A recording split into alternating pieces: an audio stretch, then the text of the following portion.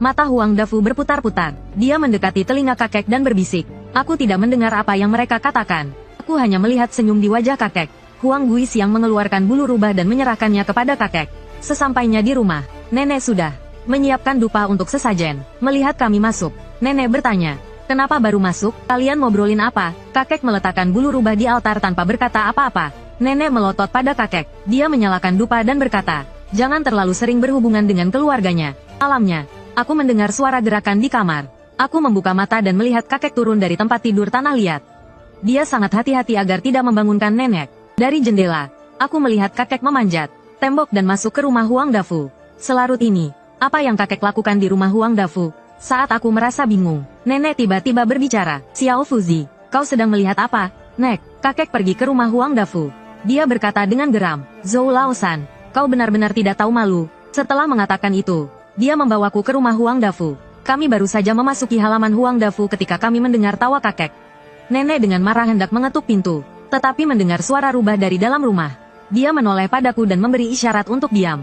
Nenek membawaku bersembunyi di bawah jendela, dan membuat lubang kecil untuk mengintip ke dalam. Hanya dengan sekali melihat, nenek langsung jatuh ke tanah karena ketakutan. Aku tanpa sadar melihat ke lubang di jendela. Aku melihat kakek duduk di bangku dengan wajah kosong. 2 ekor rubah mengelilingi kakek. Aku pernah melihat kedua rubah itu sebelumnya. Mereka adalah rubah yang kulihat malam itu. Aku terpaku melihat pemandangan di depanku. Nenek menutup mulutku dari belakang. Dia berteriak ke dalam rumah, "Kakek, hari hampir pagi, cepat pulang." Begitu dia selesai bicara, terdengar suara tawa rubah dari dalam rumah.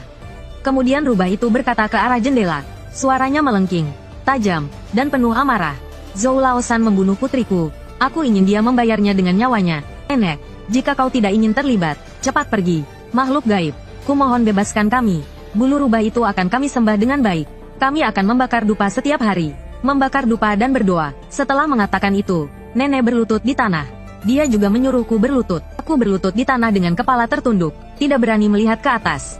Tiba-tiba pintu terbuka dengan suara keras. Angin dingin bertiup membuatku tak bisa membuka mata. Nenekku berteriak, "Siluman, kumohon ampuni kami. Nenek tua, jika kau bisa membangun kuil rubah dan memberikan sesajen, aku akan mengampuni nyawa kakek Zhou." "Siluman, tenang saja, aku pasti akan membangun kuil rubah dan memberikan sesajen." Begitu nenekku selesai bicara, angin dingin bertiup lagi. Kedua rubah itu berlari keluar halaman. Nenekku segera bangkit dan berlari ke dalam rumah.